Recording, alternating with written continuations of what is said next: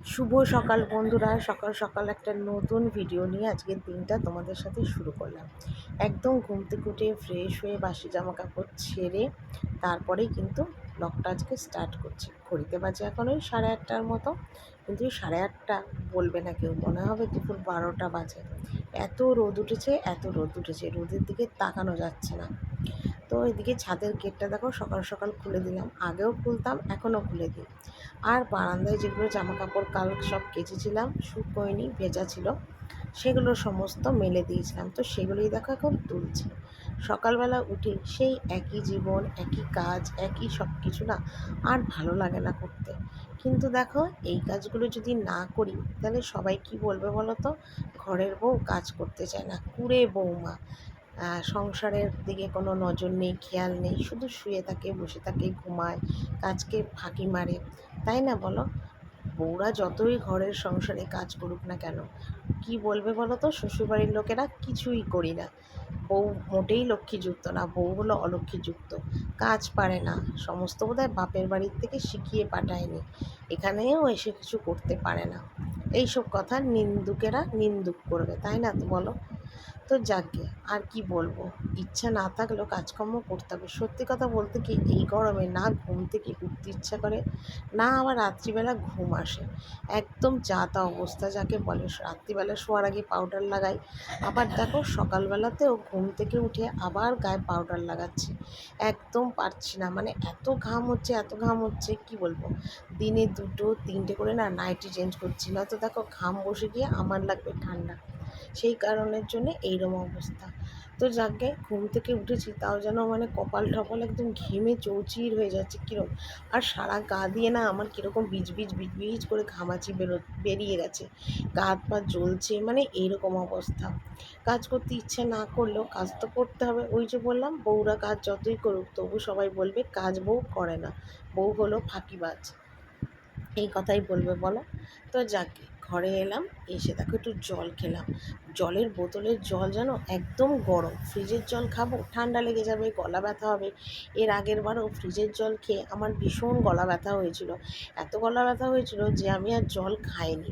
তো সেই জন্যে এইবার আবার যে ঘুরে গরমটা পড়লো, তাতে কিন্তু আমি ফ্রিজে আর জল রাখিনি, যা জল বোতলে রাখছি গরম হয়ে যাচ্ছে সেই জলই খাচ্ছি।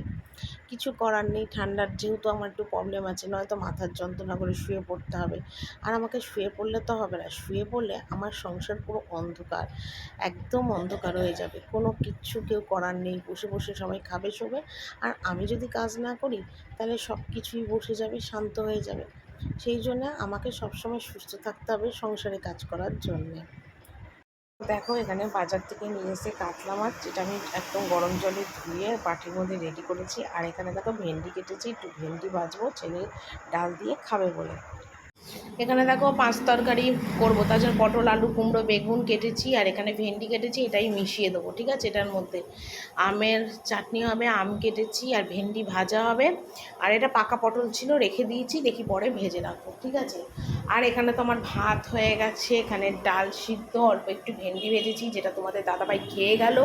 আর এখানে আলু দিয়ে মাছের ঝোল, একদম হালকা পাতলা, ঠিক আছে। চলো, আর এই যে সকালবেলাও বাসন কোসন সমস্ত আমার মাজা, শুধু গোছানোটা বাকি।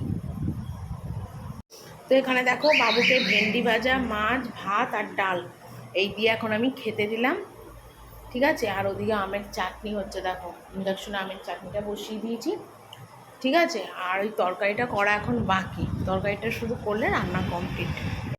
তো এদিকে দেখো একটু ওপরে এলাম, ওপরে এলাম কেন, একটু গ্লুকন্ডি করে নিয়ে এসেছি মার জন্যে আর ছেলের জন্যে। তো সেই জন্যে গ্লুকন্ডিটা আবার দিতে এলাম। তো নিচ থেকে একদম গ্লুকন্ডি রেডি করে নিয়ে এসেছি। তো মাকে 1 গ্লাস দেবো আর ছেলেকে 1 গ্লাস দেবো। এত গরম পড়েছে যে একটু গ্লুকন্ডি না দিলে চলবেই না। সত্যি কথা বলতে কি, গ্লুকন্ডিটা খেলে না শরীরটা সত্যি অনেকটা ফ্রেশ হয়ে যায়, সত্যি শরীরটা অনেকটা তাজা হয়ে যায়। মানে আমি খেয়েছি বলে আমি সত্যি কথা বলছি, যে সত্যিই মানে একটা না আলাদা এনার্জি পাওয়া যায়। টিভিতে অ্যাড যখন দেখায় তখন কিন্তু বলে, কিন্তু কেউ আমরা বিশ্বাস করি না, কিন্তু আমি খেয়ে কিন্তু গ্লুকন্ডির খুব ভালো একটা উপকার পেয়েছি। তো ভীষণ গরম পড়েছে বলে মাকেও 1 গ্লাস দিলাম, ছেলেকেও দিলাম, বাকি একটুখানি ছিল সেটা আমি খেয়ে নিলাম। তো মা বলছে আমার থেকে একটু নিয়ে খা। তা আমি বললাম না, আমি নিচে যাই, আবার গুলে আমি খেয়ে নেবো, তোমরা খাও। তো সেটাই দিতে এসছি। দিয়ে নিচে আছে টুকটাক কাজ, সেগুলো আর কি সারবো। আর ছেলে এখনও যায়নি স্নানে যাবে ছেলে, আর ওদিকে ঠাকুর ঘরেও যাবে। তো সেই সবের জন্য আমি বললাম ও চানে যাওয়ার আগেই গ্লুকন ডিটা দিয়ে যায়, তো সেই জন্যে গ্লুকন ডিটা দিতে এসছি। আর ছেলে বারান্দায় দাঁড়িয়েছিল, আমি বললাম তুই বারান্দায় দাঁড়াস না, ঘরে বস পাখার তলায়, ভীষণ গরম ভীষণ গরম। তো সেই কারণের জন্যে আবার এসে ছেলেকে একটুখানি খাটের মধ্যে বসালাম পাখার তলায়। আর এদিকে মার সাথে একটু কথা টথা বলছিলাম, এসব বলতে বলতে তারপর আর মনে নেই কী কথা বলছিলাম। গ্লুকন ডিটা দিতে এসেছিলাম এইটুকুনি শুধু মনে আছে। তো যাকগে, যতটা পারছি মার একটু সেবা যত্ন করার চেষ্টা করছি। আছি এখানে, মাকে নিয়ে এসেছি, সেই জন্য আমার একটুখানি সেবা যত্ন করতে পারছি। বাড়ি চলে গেলে তো সেই সুযোগ সুবিধা কোনোটাই করতে পারবো না। তো স্নান টান করে এলাম। অ্যাকচুয়ালি কী হয়েছে, রান্নাবান্না কমপ্লিট করলাম, করে গ্যাস মুছলাম, টুকটাক বাসন ছিল সেগুলো মাজলাম, ডাস্টবিন বালতি ফেললাম, রান্নাঘর ধোয়ালাম, সব করে তারপরে এসে ঘরে একটু রেস্ট করছিলাম। তো গরম লেগে গেছে, রান্নাবান্না কাজকর্ম করে রেস্ট করে আর এইমাত্র স্নান করে এলাম। ঠিক আছে, স্নান করে কিছু জামা কাপড় কেচেছি, এখন এগুলোকে এখন মেলবো। ঠিক আছে, আর ঘুরতে বাজে এখন 3:30। এখনও সিঁদুর টিঁদুর কিছুই পরিনি। আর মাথায় আজকে শ্যাম্পু করলাম, করে সঙ্গে সঙ্গে মাথায় দিলাম ভালো করে তেল। এত মাথা দিয়ে গরম লাগছে কী বলবো। ঠিক আছে, সব জামা কাপড়গুলো মেলে নিই। তো যে জামা কাপড়গুলো শুকিয়ে গেছে সেগুলো দেখো সব তুলে দেবো, আর যেগুলো কেচেছি এখন চান করতে গিয়ে সেগুলো সমস্ত এখন এখানে মেলবো। আর আজকে না মাথায় শ্যাম্পু করেছিলাম, কিন্তু শ্যাম্পু করে এত গরম লাগছিল, তো মাথার মধ্যে শ্যাম্পু করে দিয়েছি, মাথার মধ্যে 4টিখানি তেল। মানে আমি যেন আর পারছি না, মাথা যেন বন বন করছে, চোখ মুখ বুঝে আসছে গরমে, দরদর করে ঘামছি, মানে কীরকমই যেন একটা শরীরটা করছিল। তো সেই কারণের জন্যেই কিন্তু মাথায় শ্যাম্পু করে তেল দিয়ে দিলাম। পারছিলাম না। আর সত্যি কথা বলতে সত্যি কথা, মাথায় তেল না দিলে না মাথা আমার বড্ড ঝিমঝিম করে, অস্থির করে, কীরকম লাগে একটা শরীরটা। তো সেই জন্যই মাথায় তেল দিলাম।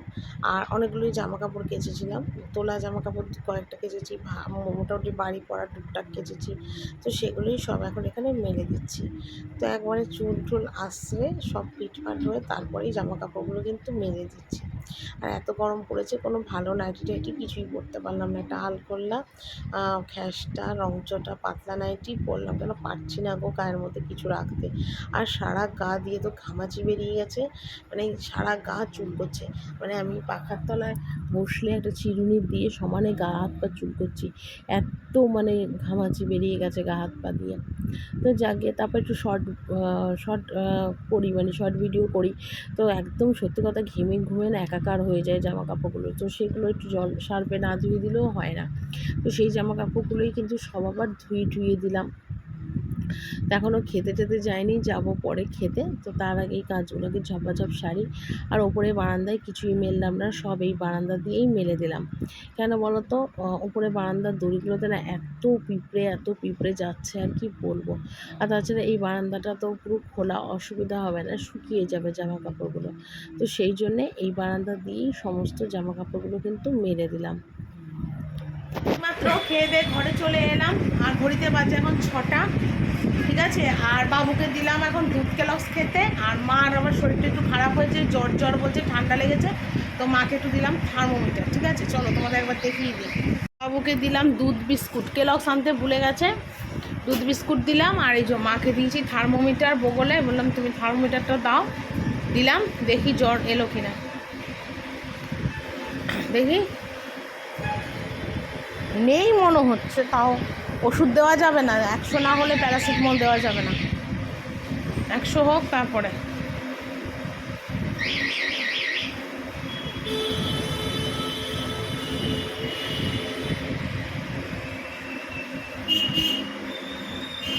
তোমায় কতবার আমি বলেছি ওইরকমভাবে করবে না, দাঁড়াও একটু টাইম নাও।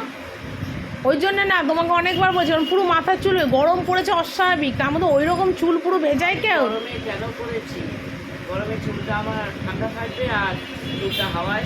হাওয়ায় কি আমার চুল কি হলো, আমার চুলটা কি হলো, আমি তো ভেজাই, ভেজানোর পর চুল মুছি, তারপর যা সকাল পুরো চুল তোমার জল পড়ছে, তুমি তো বাড়িতে মুছে ফেলবে, এরমভাবে কেউ রাখে নাকি দেখি। না জ্বর ওঠেনি তো, 98 হয়ে রয়েছে। হ্যাঁ হুম,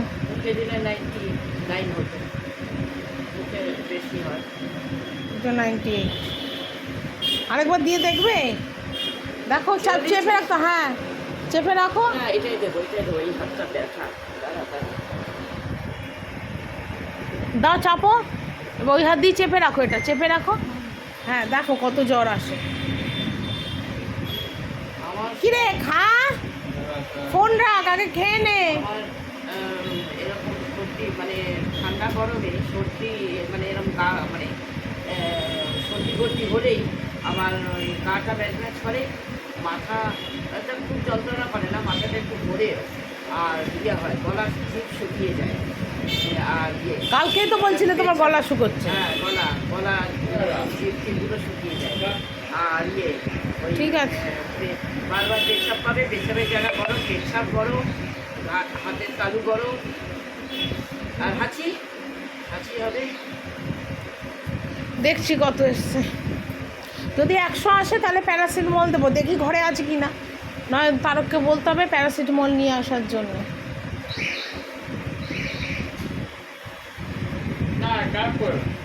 কে কাজল করবে ক্ষণে ফোন পরে তোকে। দাঁড়াও, টাইমটা দেবে তো, 1 মিনিট রাখতে হয় তো।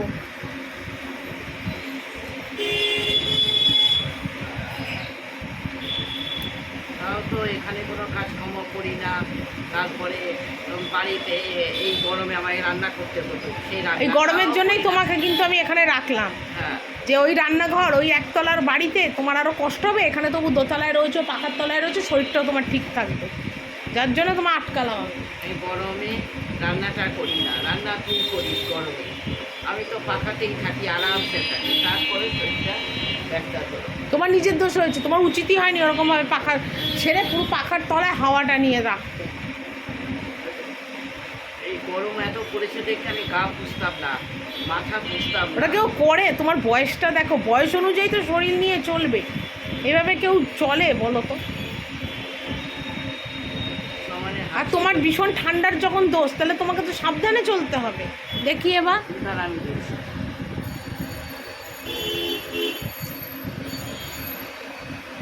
এটা তো 99 দেখাচ্ছে, এটাই ঠিক 99। 100 না হলে তোমার জ্বর আমি ওষুধ দিতে পারবো না। ঠিক আছে, এখন তুমি শুয়ে থাকো, শুয়ে পড়ো, 100 না হলে জ্বর ওষুধ দিতে পারবো না। ঠিক আছে রাখো, তুমি শো। এ না চা, বিস্কুট খাবে না? একটা বিস্কুট খাও, হবে না? এই তো চা এসে গেছে, ওর চা এসে গেছে।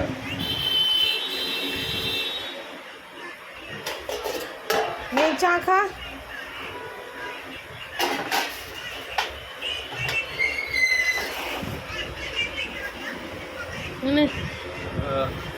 চা খা। তো এইমাত্র নিচে এলাম, নিচে এসে একারি গরম জল হয়ে গেল, গরম জল করে গরম জল আবার ওপরে রেখেও এলাম।